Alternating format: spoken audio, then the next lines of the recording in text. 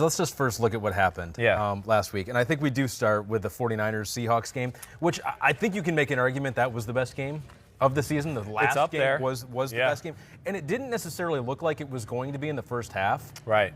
Because the Seahawks, I mean, they were an underdog. Didn't show up at first, right? They didn't. And they looked slow, I think. They looked offensively like they just weren't going to have enough firepower at all. I mean, they're relying on Marshawn Lynch and Turbin and Russell Wilson sometimes. And Russell Wilson. That's all there is to it. And then the 49ers have these great game plan offensive plays where you look at that game last night, Ahmed. I know you were watching. You like the 49ers. I mean, think about how many times Kyle Shanahan designed a play to where either the receiver's wide open or, holy cow, the running back is 10 yards downfield and nobody's touched him yet. I mean, that to me is what great coaching is. Shanahan takes the pressure off the players at times to where, they get in space and then all of a sudden they can continue to apply pressure. But to your point, they kicked field goals early on and didn't score touchdowns and let the Seattle Seahawks hang around. And I think we'll talk about what the 49ers did well because they did a lot of things really well in this game. But I think first and foremost, I do want to Seattle, with all the injuries they've had. Yeah, they're amazing this way. We heap praise on Russell Wilson all the time, and you do as well. Yep.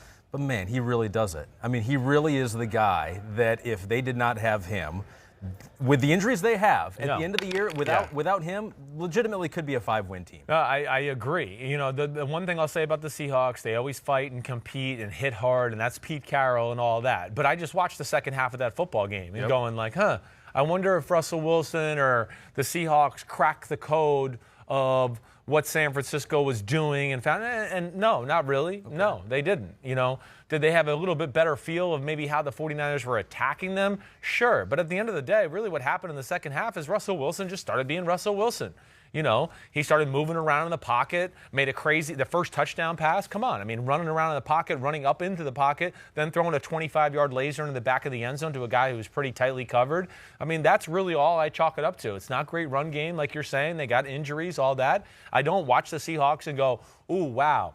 I mean, they are really doing some awesome stuff in the pass game. No, they don't. They're very basic. And it's on Russell Wilson and their players to make the plays. And, that's really all it came down to. And they should have won.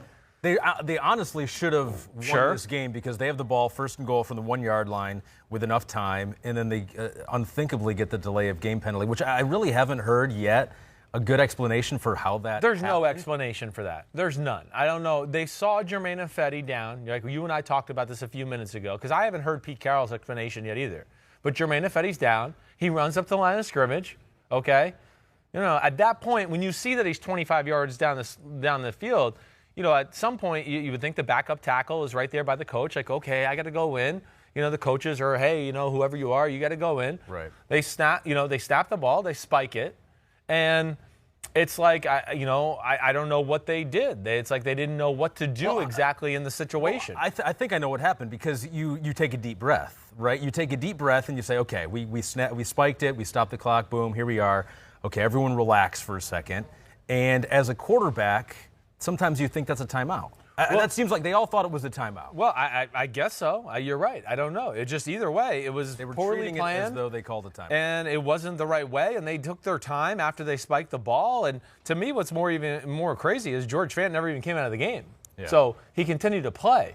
And I just went back to double check that because I was like, I'm pretty sure he was still in there. Let me just double check that one more time. Right. But, obviously weren't totally prepared to get the first down and what they were going to do after that in the sequence of events. Spike the ball, get the penalty. You're right. Their chances of scoring from the 1-yard line are far greater. There's more playbook available at the 1-yard line than there is at the 5. You know what they could have done? 6. They could have thrown a slant.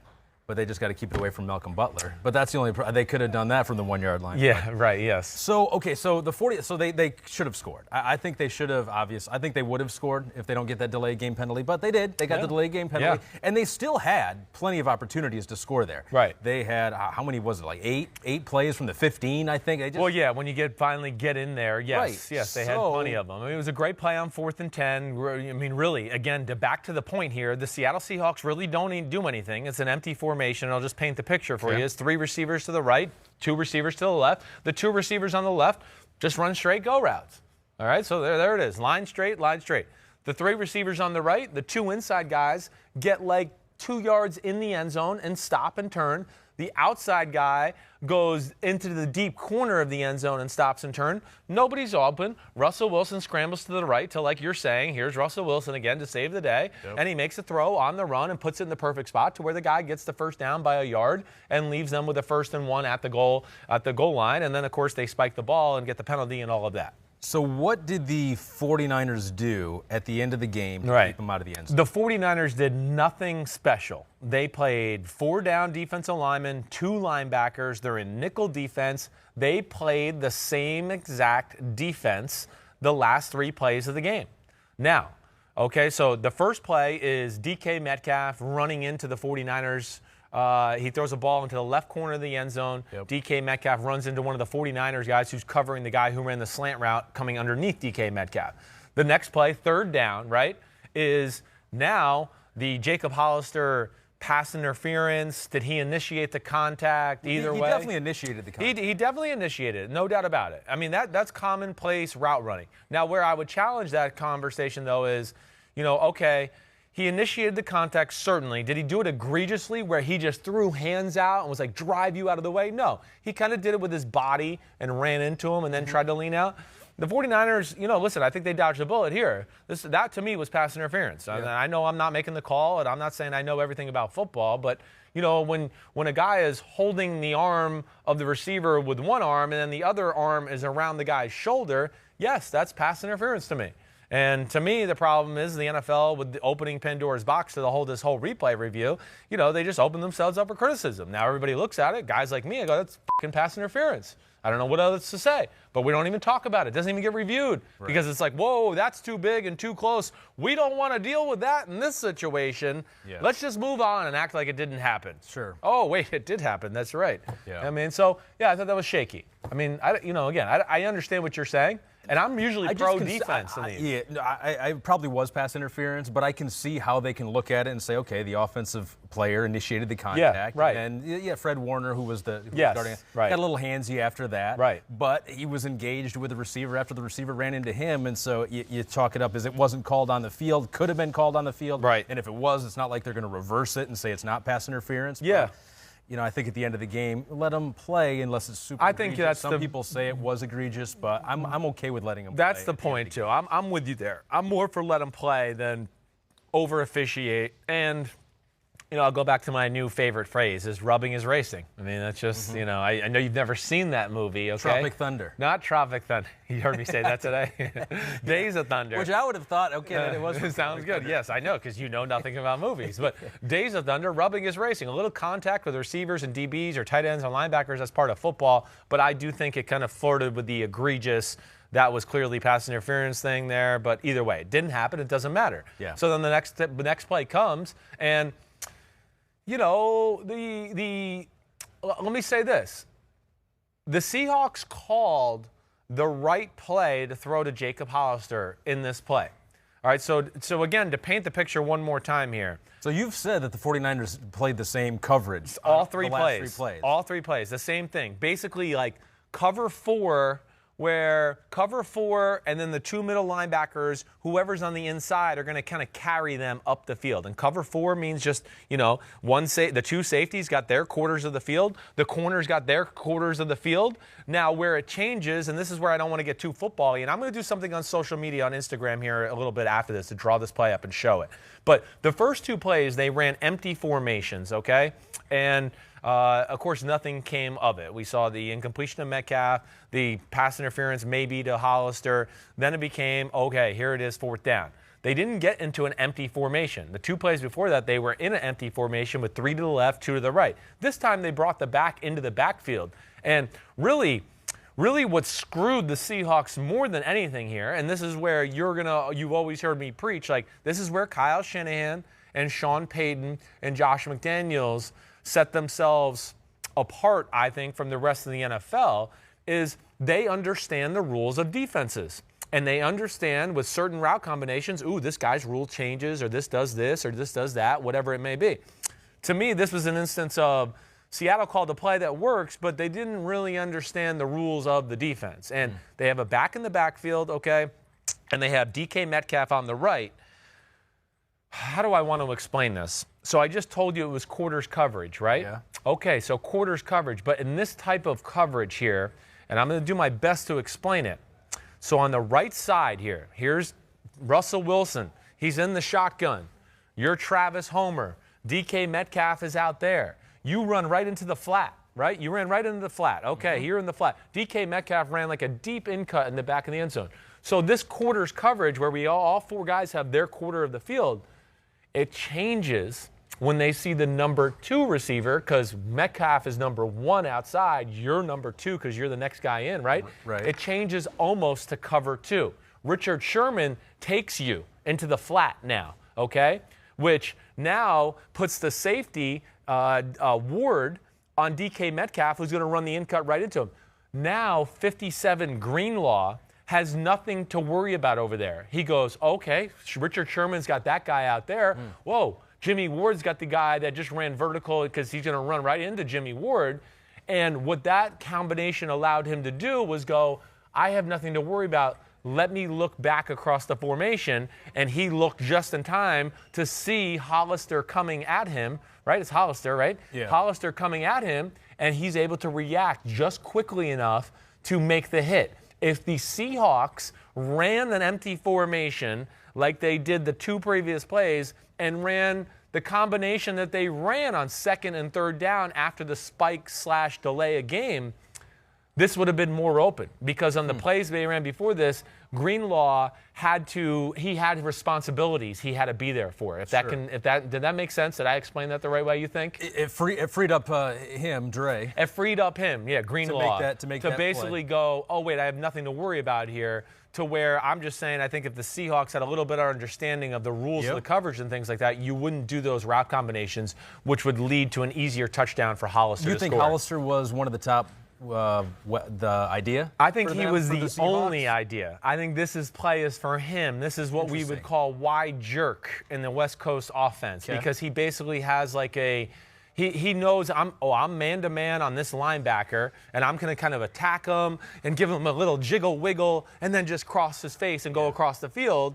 And, in the perfect world, they're hoping Greenlaw is taken away by somebody over there to where now he's going to be able to catch the ball and keep running. Instead, he catches the ball, and as soon as he tucks it, it's bam, and Greenlaw makes a great hit. Well, that's the thing, too, is that you still have to make the play. Yes, right? And he was there, but they still need to stop him immediately. Right. And they did that. They did that. And it so was a phenomenal tackle. Yep. And very similar to what we saw Julio Jones score on 2 weeks ago when the Falcons upset the 49ers. Almost a carbon copy. It was very similar. A little different coverage, a little different route combination, but either way, I do think that play helped the 49ers in this situation for some of the underneath coverage to look for things like that and be aware of, we're susceptible in this area. And once my responsibility is not there, I can get back to over there and try to help it. Did your opinion change at all of the 49ers or the Seahawks in this game? No. The Seahawks, it definitely does not change my thoughts on the Seahawks. The Seahawks, they are kind of that right there. It's going to be their defense is going to let up plays, and it's just going to be about, can Russell Wilson step on the gas at the right times and right situations and push the envelope and make plays that way. That's really what they are. I don't know any other way to say it. They can't dominate the line of scrimmage in the run game right now, nor are the runners they have good enough to really capitalize on what's there to be had. I know everybody wants Marshawn, and he had 2 or 3 good runs. He looked good. I'm not going to sit here and go, oh my gosh, it was so amazing. It's like he never lost a step. No, he looked a step slower than he did last year. Did you think he was more feast mode than beast mode? Feast mode? Yeah. Well, I'm sure. I really was impressed, but the most impressive thing he did all night was jump from the 2.5-yard line. And the vertical he got for the size of the human being he is and everything. Really cool. I'm a big beast mode fan. I'm not trying to hate. I'm just trying to be realistic here. The 49ers, my only thing with the 49ers is putting teams away. This is where, to me, like, Jimmy Garoppolo is really good, all right? Really good. But this is where he's not Deshaun Watson or Mahomes or some of the, what I call, the most elite quarterbacks in football, because when you get inside the 20, Aaron Rodgers, that group, they're almost unstoppable inside the red zone. And Garoppolo is just not the type of guy that's going to consistently make plays with his great physical ability. If Shanahan dials up the right play and does all that, he'll strike and make the right read and make the proper throw. He's looked pretty sharp the last few weeks. Oh, don't worry. Don't get me wrong. I know it's sharp. I'm holding him to a different level right now. Yeah. And to me, that's the 49ers offense. My only issue would be maybe red zone offense, because if they can't Kyle can't design something great, he's not that type of quarterback to throw a laser or scramble around and make some crazy play. And then, to me, the defense, again, and you've heard me say it, it's just a little too simple. It's a little too predictable. And it can work against, some of the not great offenses in football. Not going to face it. But I'm not sure. But I'm not sure it's going to get away with it another time around against the Saints or somebody like that. That's what would scare me. Before we put a bow in this game, you loved the all-whites. Love the all-whites. I think we have some photos of some of the 49ers. 1994 Niners uniforms. So they were kind of like they were throwbacks a little bit. Yeah. Is that like your favorite 49er look, the all-white? All-whites. And I have been, and Shanahan will tell you this, I think I said it when I interviewed him on the podcast at the Combine.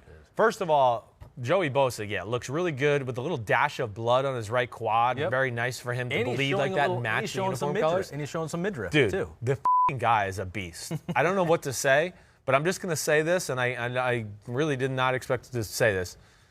He's one of the best defensive players in football already. Wow. He really is. He's everywhere. He's a difference maker. He plays up. He makes plays himself. He does everything. He is a huge part of their football team. But I love it. And I've been asking Shanahan to wear the white cleats since he took the job. I've been constantly on him. Like, can we wear white cleats? I mean, the organization only won 5 Super Bowls in white cleats. Switch to black, you haven't won shit. What does he say? And he was like, yeah, it's a good idea. It's a good idea. I'll have to talk to Jed. Well, this year they've been wearing white cleats. I'm just saying, San Fran. I'm just saying. It might be me. I might be the reason you're 13-3 and have the first round bye. I'm taking all the credit. Kyle, John Lynch, them all. It's all me. The white cleats. 49ers are good. They're you too, man, in the blue sweater. Oh, here we go. Now, not really. Do you know him? No, I'd never even met him. That's the first time you've talked to him. First time I met him, but I knew he didn't know what the hell was going on. He just told me he will never walk through again. That is the last time he'll ever walk past us. So 49ers, Seahawks are going to the playoffs.